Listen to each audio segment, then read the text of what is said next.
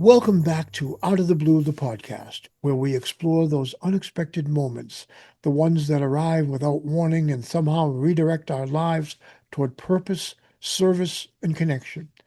I'm Vernon West, and I'm here with my co-host, Vernon West III, the creative force behind our logo, our theme music, and so much of the soul of this show. Today's guest is someone whose life sits at that rare intersection of creativity, legacy, recovery, and service. A reminder that art doesn't just move us, sometimes it saves us. Tony Shimkin grew up surrounded by storytelling and music in a world where creativity wasn't a hobby, it was a way of life. And over the years, his work has quietly shaped the soundtrack of our culture. Songs, productions, and collaborations that reach the highest stages in music and entertainment, heard by millions, often without them even knowing his name. But as we say here in Out of the Blue, success doesn't always tell the whole story, because somewhere along the way, Tony's life took a turn, one that shifted the focus from external achievement to internal transformation. A turn that led him not just deeper into creativity, but into recovery, compassion, and service. Today, Tony stands on the front lines of healing, working with people struggling with addiction, walking alongside them with empathy, lived experience, and hope. He's chosen a path where creativity and care aren't separate chapters, but part of the same story. At its heart, Tony Shimkin's journey is about evolution, how legacy becomes responsibility, how recovery becomes purpose, and how the most meaningful work often begins when we stop chasing applause and start answering the call to give back.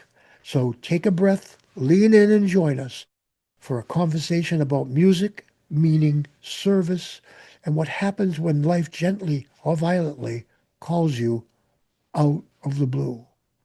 Tony Shimkin, welcome to Out of the Blue, the podcast. How you doing, Tony? Thank you so much for inviting me to do this. Oh, you're welcome. I'm so happy to have you. Both, it's really awesome to meet the two of you together now. I mean, I've talked to you, Vernon, but to meet your son, I have We have, a Yeah, well, bond with we're my own son also. So your son's we about have to, fun. you're just, We have fun working together. I think your son's about the same age as Vernon. Vernon's my 33. my son has just turned 27. Yeah, Oh, he's a bit older. Yeah. close. Yeah, Yeah. he'd be in my ilk, especially if he's follows in your footsteps and does cool stuff with music, which I am definitely intrigued by. That intro definitely left me wanting more to That's the Well, what it's story. about. I hit the nail on the head. Good job, intro man. I definitely tried to dissuade him from getting into the music business, but Oh yeah, he didn't sure. listen. He didn't listen. I My gotta say dad the my same dad thing. warned me as well. Yeah. Yeah. You have to have a thick skin. You have to be ready to deal with a lot of, shit. But Tony, let's start. Let's start. Let's hear your tell us about your journey, where it all began, how it started, and where it led, and where you are today. So In 30 words or less. No, no, I'm kidding. So I was born in New York City. I'm not going to say I was raised in New York City because I like to say I was raised in the rooms of Alcoholics Anonymous. Hmm. But I was born in New York City on May 9th of 1968, New York Hospital. Uh, my mother, Bonnie, decided I'm Jewish. My mother, for some reason, decided to name me Anthony Mark Nikolai Shimkin. Don't ask why. She even wrote a song about it. Something like Anthony Mark Nikolai Shimkin. What a heck of a name for a kid. Something like that. Anyway, my father, Arthur, was 20 years her senior. It was his second marriage. Um, he had a marriage prior that lasted 20 years. He has two sons, my half brothers, David and Johnny. Um, my mother's a songwriter and a cabaret singer. My father is was a record producer and a children's record producer and creator. He's a Grammy winner. He won the Grammy, I believe it was, I want to say 1960. it was like the fourth Grammy Award or something like that. So 1962 or 1964 for it was Leonard Bernstein and the Philharmonic doing Peter and the Wolf. Uh, Okay, yeah, I can actually remember like a TV show when I was a kid with Leonard Bernstein playing Peter and yeah. the So Wolf. and he created Golden Books and he created Golden Records, which went along with the little Golden Books that Simon and Schuster published. Sure. Um, and he created Sesame Street Records. So I grew up around music. My parents had the most eclectic of record collections. I have a younger brother, 2 years my junior, Carl, and uh, he was I don't know. We were very different, and yet we're very close to still. I mean, even more so today than we were throughout the years growing up because we're both in recovery. And he had a big transformation. He became a nurse, at 48 years old, something like that. He became a Wow, registered nurse. that's And I inspiring. moved into this profession from the music business. So, I played music. I had two passions. I had a passion for the ocean and marine biology and marine science, which I pursued as a youth, living in New York. But I spent all my summers in Montauk, Long Island, which is, the easternmost tip of Oh New York. yeah, beautiful Yeah, area. they call Montauk uh, a a drinking town with a fishing problem. It was like known Okay. for, yeah, it was known for surfing and fishing, and and it was not the Hamptons. And my father fell in love with it during, like right after World War II. Before there was a Long Island Expressway, he found his way out to Montauk, fell in love with it, and from birth until up until I was 2 years old, we rented a place in there in the summers. And then when I was two, he purchased a home, which became our sort of summer place. And we went in the winter sometimes, but in the summers, I grew up spending my summers there and my rest of the time in New York City. And then I wound up working every summer from a very young age. Like there are child labor laws that would prohibit this now. Right, right. But my best friend, his father owned a marina, and I spent every summer living with my best friend most of the time at his father's marina, and he put us to work from like the age of 6. Oh, like yeah, that's a law. There's a law Yeah, there there's somewhere. a law there. Like a quarter an hour, I think was our Yeah, first our first cool. pay scale, and then it went up from there gradually. But still, Um, it must have been a wicked cool adventure. I loved it. I loved Yeah. everything about being around the water and fishing and boating Oh and yeah. and then in New York, uh, I went to school and I got involved in and found music in my, throughout the years, but pursued it and started becoming interested in playing music and recording and all of that in my high school years. And I was around music all the time. My parents had New Year's Eve parties and Steve Allen would be playing piano and Whoa. like all of these people, the most eclectic collection of wacky and eccentric people would be at their New Year's Eve parties, and Just and I've got to say I have a similar upbringing, but it was in Massachusetts, and one of my uncles was an MC and at the Frolics, and that was very popular. Had like Barbara Streisand, had a lot of big name people there, and every Thanksgiving or holidays, there would be a comedian. Like Jackie Mason once came, Frank Fontaine came. There was like these incredibly great comedians, and I remember as a child just laugh. I couldn't even eat. They just couldn't help but crack me up. Every word out of their mouths would make me die. And then I remember that also there were a lot of highballs laying around. It was all these, and they were drinking highballs. And I don't know, I still don't even really know what a highball is, but it is a drink that my parents and their friends drank a lot. And it was like a normal thing. Just get drunk at Thanksgiving dinner. yeah, And that's all. You can continue now. yeah, no, no, no. I did. It sounds very similar. I Yeah, There was a lot of I can drinking. almost feel the same resonance of that same Yeah, vibe, you know.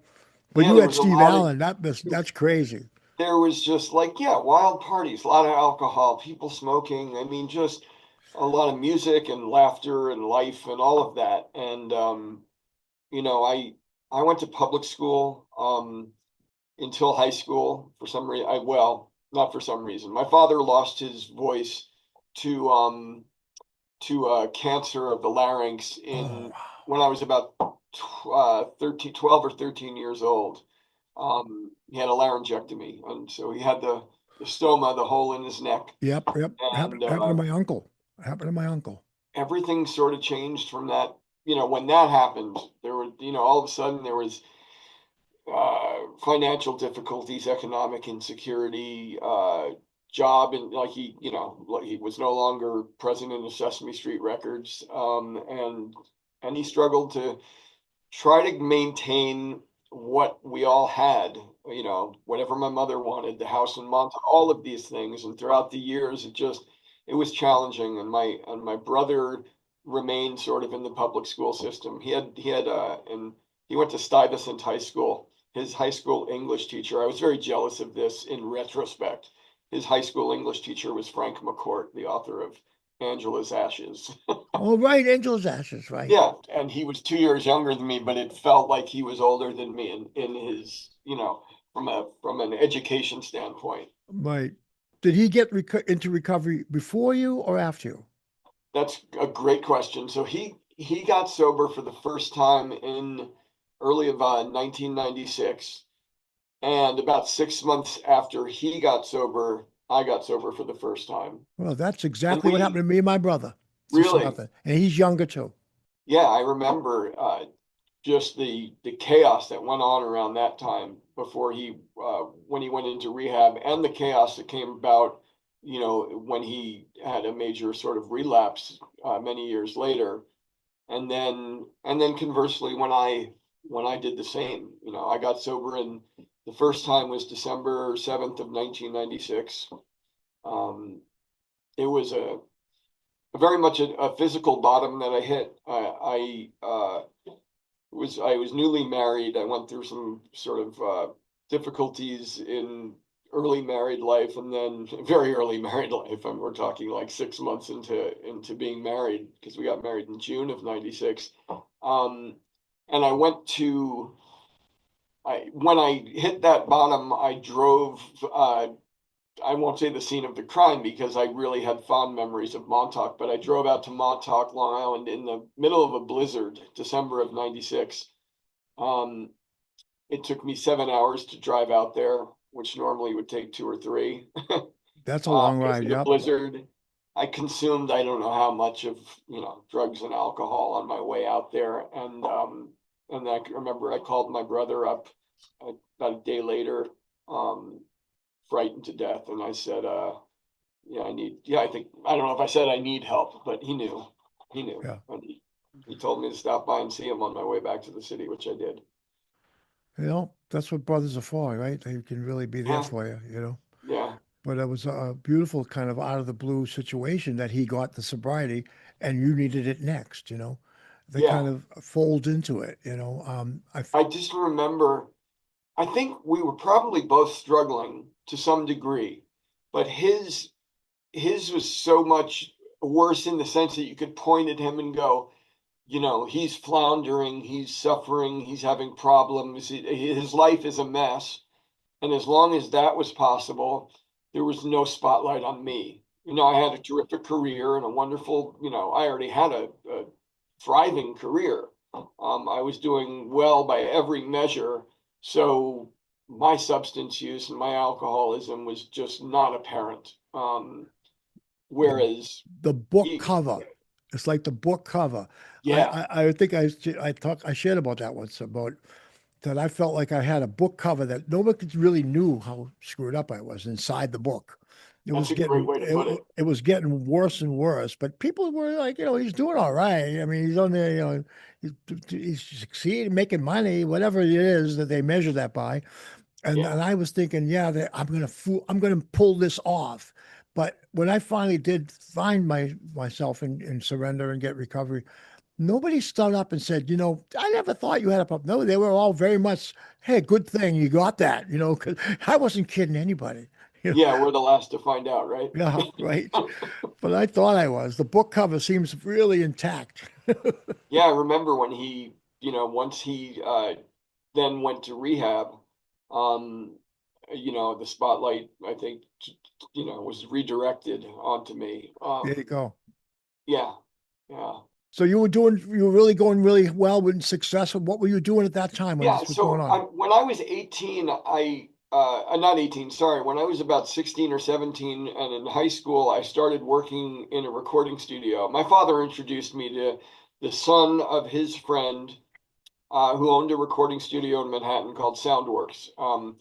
It's a studio where they did Steely Dan, like they recorded Steely Dan's Gaucho and Donald Fagen's The Night Fly and some amazing albums were recorded there, but primarily when I was working there as an intern, it was a dance remix sort of clientele, and I worked, for a year or two as an intern when I was in high school, and then as an assistant editor and assistant engineer, and then an editor, and then a record producer I was working with, who was a client there at the time, hired me to be his personal assistant.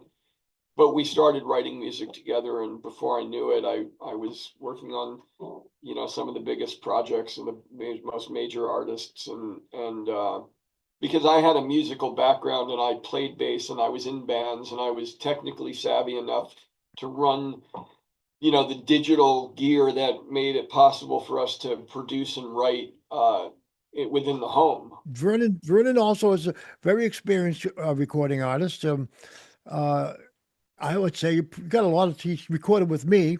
We did a whole Yeah. album together. But not to turn the tables as an interviewer, but I'm really curious, what was the experience between you as a father and son working together? Because I have my own experience now and working with my son on music. Like we have worked together. I'll I send could you this. answer that. Oh, Yeah. you do. You go ahead. Okay, I mean Then I'll take from a turn. Go ahead. well, because from my perspective, it was different, I think, because I was learning about music through him, and I knew I would see his band practices and see his live shows, and I was always like blown away. It seemed really fun too. I remember the music room would always smell like dude. It would always smell like kind of like gross men sweat, and I was like intrigued, like they're working up a sweat in there. That's weird. It's fun though. And so basically, it was like I started taking a liking to guitar or drums first, but oh yeah, it was drums, and then I had like a sort of band in middle school, and it was really just my dad sitting down with a laptop, and I guess his interface, which I don't really even remember. It was like an M box maybe, Yeah, I and think so. it was just like live in the room. Looking back now, pretty rough, pretty rough quality. I remember Pretty, for you, I pretty, set yeah, I had to set the console up outside the door of of the room and shut it so I could have some separation to hear what the hell was being recorded. But later on, okay. that room we developed into an actual studio, and we put a windowed control room that was soundproofed. That made it a lot better. Yeah. We put a nice soundboard there. But I'm going to say, I want to chime in, Vernon. The first time we actually worked together, Vernon had come back from Principia. He went to school in Illinois, right? St. Louis area, Elsa, Illinois. Yeah. You're talking about the album, the Can't Stop EP I made Dreaming. in college. No, I'm talking about when we came home the first time we did something together. We did Can't Stop Dreaming. That is How long far was from the first time we really? started All doing right, stuff. correct me. Oh yeah. When do When I was very young in summer camp, me and my friend Peter Wise, Oh, right now I who's an remember. incredible like jazz fusion guitarist.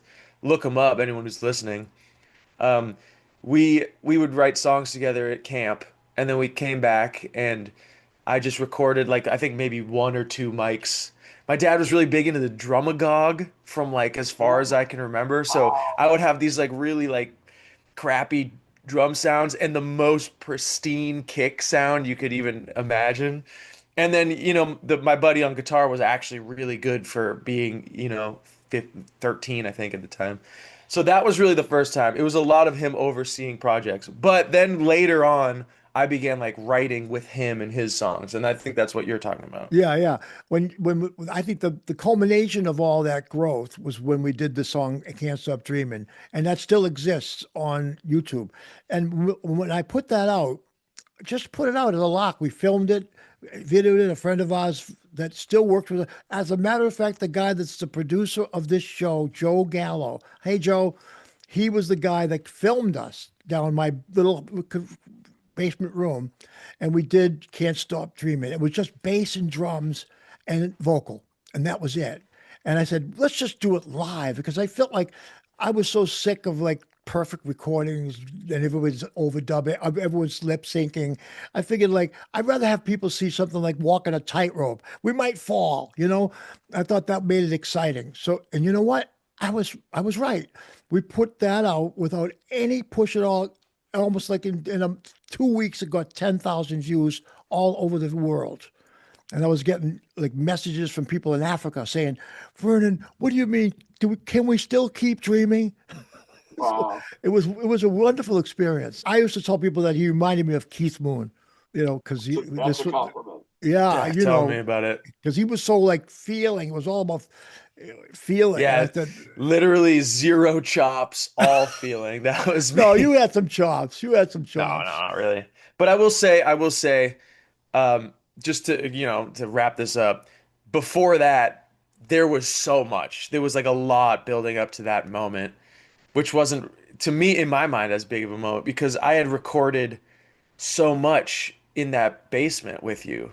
Yeah. So it was a long relationship of me sort of like learning from him, wanting to record, not knowing how to record, asking him to record, not being satisfied with his recordings, learning how to record it myself, and then eventually I moved on to recording my friend's album in my basement. So it was like a long process. No, this And Yeah. is then, not. I know. Thanks for letting us say all that by asking that question. I know, But I I know. want to know about your relationship with your Well, son. it's no, I asked because I was just, yeah, I was curious when my son, I used to have for many years after the sort of record business stuff, working with artists, remixing, producing. I had about a 15-year career doing music for advertising, which was a whole another animal, which was awesome because I was exploring multiple genres. I had to do everything from jazz to some classical to rock to R&B to hip hop to dance music, like electro, everything, Right. and then like just weird creations and all throughout all of those years, my son, I would often have him in the studio, like babysitting him essentially would be him being in the studio with me. And maybe he'd be playing a game while I was working the gear and doing my job. But I think he was around it. He got the music bug later on. His mother manages music artists. We always had music artists in the house, almost emulating sort of my childhood, right? We had odd people always around the house. These artists we were working with, my son was around it. He probably equal parts hated it and was fascinated by it. And so he got interested in music. And just for context, he now manages an artist. But there have been over the last couple of years, I'd say the last 3 years, about 3 years ago, he expressed an interest in exploring sort of writing music and recording music kind of not as an artist per se, but he wanted to be the artist, and he wanted to express himself as a way to process and deal with, I don't know, difficult emotions and Yeah. feelings. So he would, Totally. Absolutely. yeah. So That's he what drew me wanted to to it do, too. yeah, he wanted to do it, and the first time we worked together, I hated it. Because first of all, he wouldn't listen to a thing I had to say. Oh And I boy, was very that much sounds like, well, familiar too. I like I'm that. the goddamn expert here. You gotta like, I know what I'm doing. How dare like you need to listen to me. And he wanted to just have fun and explore. And it didn't go like it. Nothing that we did at that point was anything I was very happy with. And maybe he was or wasn't. I don't know. But after a while, we came back to try it again, and all of a sudden, he allowed me to do what I do. I allowed him to do what he did, and it became like we were pumping things out. Like anytime we wanted to, we went to my studio and we popped out one or two or even three songs in a matter of hours. But for both of us, it was sort of for him, it was a an exploration and an emerging love of music. And for me, it was a return to my past love and enjoyment in producing and writing music again and creating these songs, not 30-second bits of a Yeah, like a full writing for circle. advertising is like write a song and make it 30 seconds long. Right, right. Hmm. But it's full circle for your creative Yeah, spirit. I Yeah, was having fun again. And nothing, there was no, I did not rely on it for my career, right?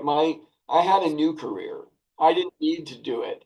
Now I got to do it. I got to have fun doing it again, which yeah. was really cool. So what led you to your new career exactly and out of music? From about 2009, 2010, somewhere around there, maybe even 2008, somewhere in the close to 2010, began a long relapse. I had gotten sober in 96. I stayed sober for 5 years. I had a brief relapse. I stayed sober another 2, 3 years. I had another sort of brief relapse and stayed sober for another 2 years. But the periods of sobriety started becoming shorter. The periods of relapse started becoming longer. And then around 2010 until 2017 was one long relapse that got progressively worse, worse, and worse. And if you ask about an out of the blue moment, the out of the blue moment for me was in 2017, somewhere around, I want to say March, maybe for the first time, somewhere in February or March of, probably March of 2017, I got found out. Not that there weren't signs, but I had excuses for all of the reasons, explanations for all of the bad things or the things that may have been concerning. And in around that time in 2017, my son discovered the secret that I had been hiding, which was a very bad addiction to opiates, to prescription, heavy duty prescription opiates, not prescribed. Maybe they were briefly 10 years earlier, but he discovered that. So I got busted. He alerted my wife. There was a intervention, if you will, by them. My son desperately wanted me to go to rehab. My wife said, he'll call his sponsor. I had been in AA throughout this time as well, just by the way, going to meetings under the influence, going to meetings in and out of sobriety, struggling. And for about a month and a half, I made promises, broke promises. And in the out of the blue moment for me, as best I can describe, was in April of 2017. I took my son after, being found out, promising, putting together, a couple of weeks, maybe a month, close to a month, relapsing, making the promise again. And so for the third time, he caught me in a lie. Um, I was I was asked to take him to Syracuse University, where he had been accepted to go to school for sort of a welcome to the new students, incoming students. And I was not trusted to hold the cash. I was trusted to drive us up there. And I drove him up. And I did bring these pills with me. And while we were up there, um, he busted me again. This was like the third time he had now caught me. And just to paint a picture, the time right before that, he caught me and he was crying and he was emotional and he was hitting me. He was angry and he was screaming at me like, "Why are you lying to me?" Because I was denying what was going on. And I tried to my best to put him at bay and get away with it just a little bit longer. So I'm up at Syracuse with him. He found me out again, and he went to hang out with a friend of his from high school who was also up there for that event at Syracuse. And I was on the phone with my wife and she said, well, he's going to drive back with his friend. He doesn't trust getting in the car with you. He's worried. He said he saw a text and I think I had about enough money in my pocket to pay for gas, not even cigarettes. Um, and I cried on that night to my wife on the phone, and I think I gave up and I said, I'll do whatever you guys want me. I'll go to detox and I'll go to rehab. That's what he wanted from the get-go. And I came home and I went to detox, 5 days in detox in Manhattan at Mount Sinai West. And then I I requested for rehab, a long-term residential program that I sent my brother to about 3 years earlier when he had a relapse. And his relapse was pretty bad too. I sent him there after he already done 28 days. I sent him to a place called St. Christopher's Inn up in Garrison, New York. He stayed there for 3 months and then he went to a sober house. I followed the same path. So my sobriety date is April 25th of 2017. That's when I went into detox. And then after 4 or 5 days in detox, I had a couple of days at home waiting for the bed to open up. I went up to St. Christopher's Inn on May 4th, I think it was, or 5th. And then I spent I was 48 years old. I spent my 49th birthday on May 9th at St. Christopher's Inn. And I was there for 4 months. And then I went to a sober house and I stayed there for 11 months. I could have gone home, but they recommended that I go to a sober house, and I followed their recommendation. Not willingly right away. I mean, it took a little while for me to completely sort of give up the idea that I knew anything about recovery or sobriety. It is a real unbelievable testament, though, to make that kind of surrender, Yeah, really. and that's where that is the place that I not only sort of gave up knowing anything, but when I did that, I opened myself up to learning a lot. And I was introduced to, the neuroscience and the science of addiction There's behind a it. lot to it. Exactly. Yeah, and so now I had AA 12-step program and I had all this other knowledge I was being given, and it just made me want to learn everything about it. And I went back to like driving Uber or whatever when I got out of rehab, but about close to 2 years later, almost 2 years after that, getting sober, I met the guy who ran that rehab, had gone to work where I work now. It's St. Vincent's Hospital in Harrison, New York. He had moved from that rehab to this hospital. And I was told to talk to him, that suggested that I talk to him, that he was going to be hiring and training people he called them peers, certified recovery peer advocates. Oh, I had no really? idea what it was. Yeah, That's cool. Yeah. And I met with him. He put me through some training. I started working here as a peer. I then pursued becoming a credentialed substance abuse counselor. And now I'm in school full time. I work 2 jobs, this job and a job responding to non-fatal overdoses for the New York City Department of Health. I'm basically on call for like 12-hour shifts, 3 or 4 nights a week. I'm here 5 days a week. And I'm in school full time for my bachelor's, master's in social work. So you're going to get your LSC. I will get my LSW? LCSW or my, licensed clinical social worker is my goal. LCSW. Yeah. It's amazing, Tony. That's amazing.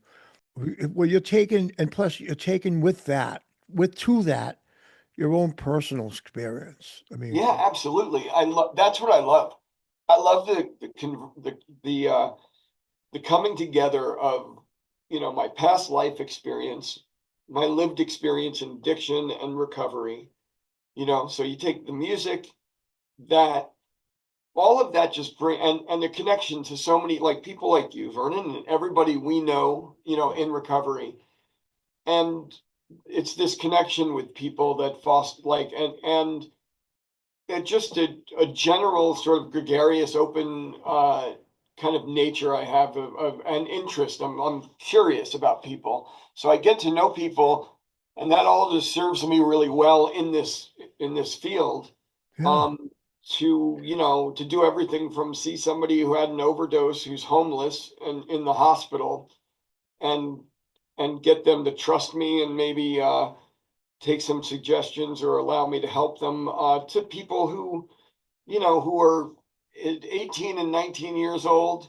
I've worked with adolescents in the program here, but, you know, from 15, 16-year-old kids to 20 somethings and 30 somethings and 40, 50. Like, for some reason, I'm able to identify and, on whatever level, You can connect with with them. them. Yeah, I can identify with them and I can connect with them no matter what their age, background, race, orientation, I like, and love it. I love it. socioeconomic status. It doesn't matter. It's Yeah. all about connection. It really is. It's all about connection. And Yep. that's not for everyone too. That is like a specific type of mentor that can reach someone at their level, I you think know? so. Yeah, yeah. I just, This is so much right at the heart of Out of the Blue. This is exactly what I started the podcast for. I mean, I it came about as an inspiration to somehow gather people and tell their stories and connect with other people. But it was all about connection and people sharing stories of resilience and how they turned their adversity, whatever it was. I wanted to have cast a wide net. It could be drugs, alcohol, could be getting a cancer diagnosis, it could be getting hit by a truck. I mean, like it didn't matter. I think that's what's beautiful about this, because this is the heart and soul of Out of the Blue is connection. We want to connect people. yeah, I think that's the solution to, if you want my humble opinion, trying to be humble, the world's problems is the solving the world's problems is going to be done in this way. I really feel it. I feel that the only way we're going to solve this crazy stuff going on is by connection. yeah. Because there's, I agree.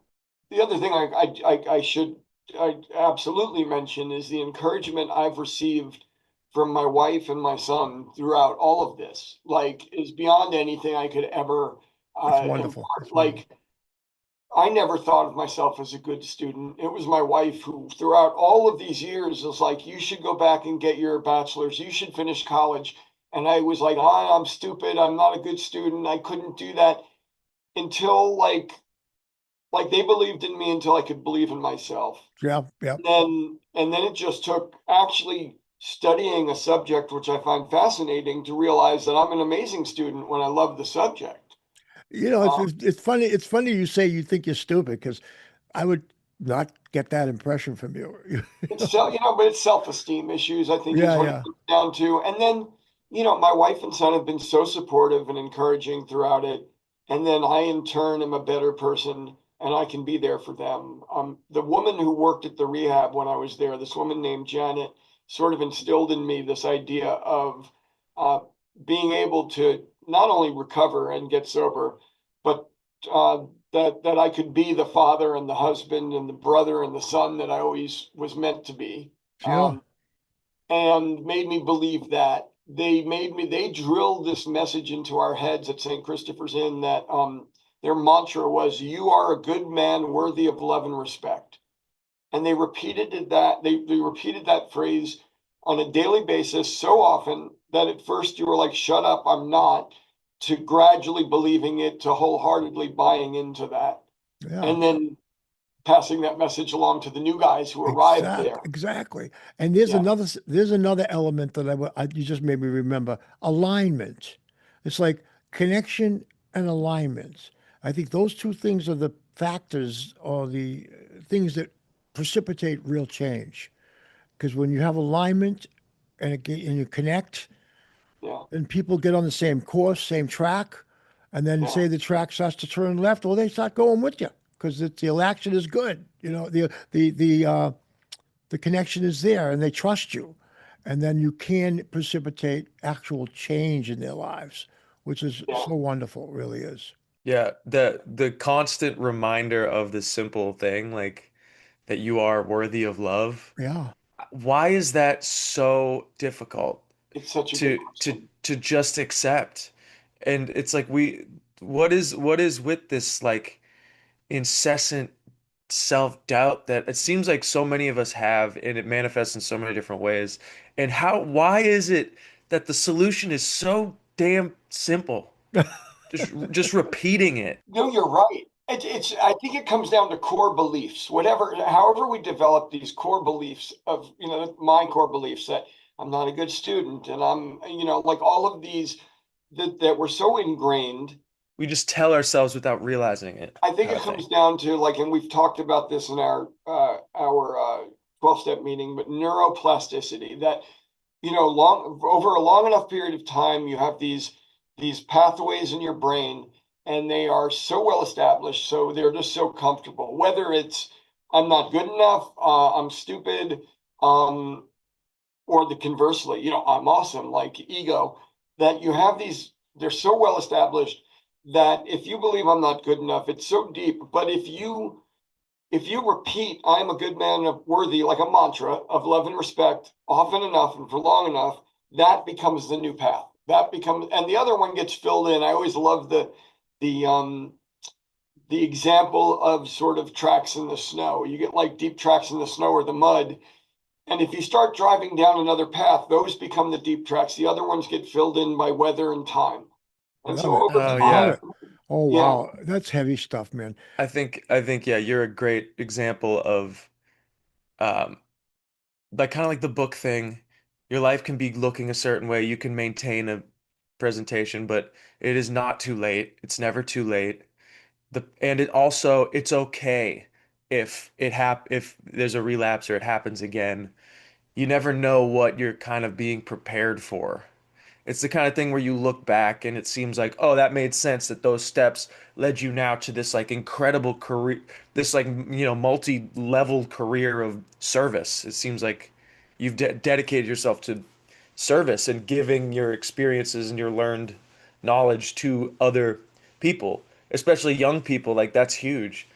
But like it's never too late, and you don't be hard on yourself because you could end up, you know, in a hospital helping someone who had no hope left.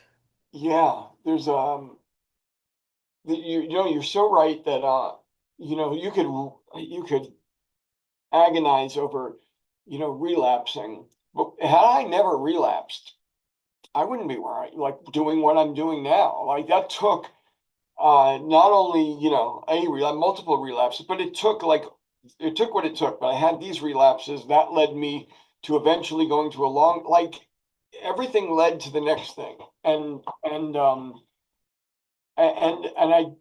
like you said, my wife asked me not long after I was in that long-term residential treatment. Um, she mentioned how scary it was to go through that, the lies and not knowing what was going on for 10 years and all of this. And she said, promise me it'll never happen again. And the most honest thing I ever said in my life to this day was I can't promise you Can't that it'll promise never it. happen again. It's one day at a Because time. yeah, right. I mean, chances are it probably will happen again. Like, you look at the Mhm. numbers, Yeah. but by saying that I can't promise it, I've just relieved myself of a tremendous amount of pressure and weight that I would have to carry around. Yeah. That's a beautiful testament to your relationship as well. It is To love absolutely. someone throughout their rough patches and changes and not expect them to need to be perfect in order to be enough. Yeah.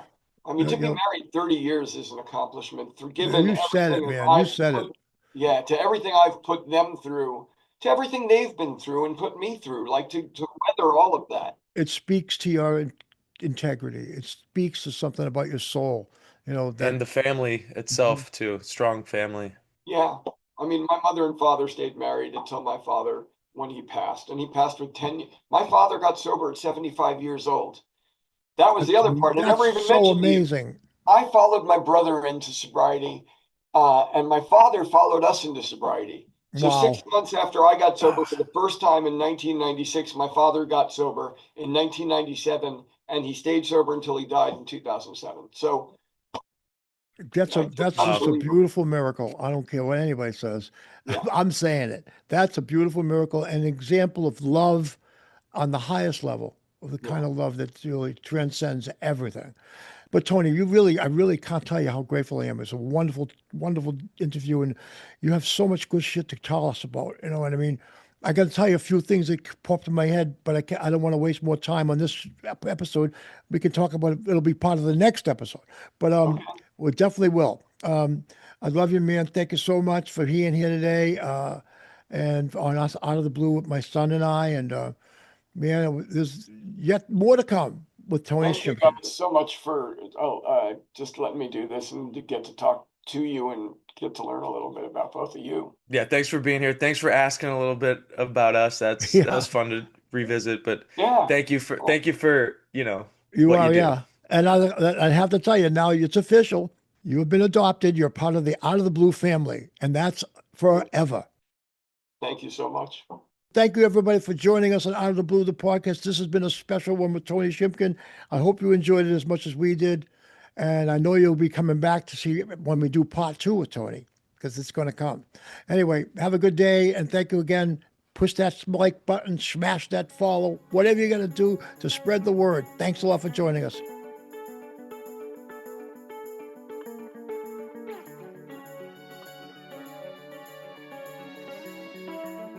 Out of the Blue, the podcast, hosted by me, Vernon West, co-hosted by Vernon West III, edited by Joe Gallo, music and logo by Vernon West III. Have an Out of the Blue story of your own you'd like to share? Reach us at info@outoftheblue-thepodcast.org. Subscribe to Out of the Blue on Apple Podcasts, Spotify, or wherever you get your podcasts, and on our website, outoftheblue-thepodcast.org.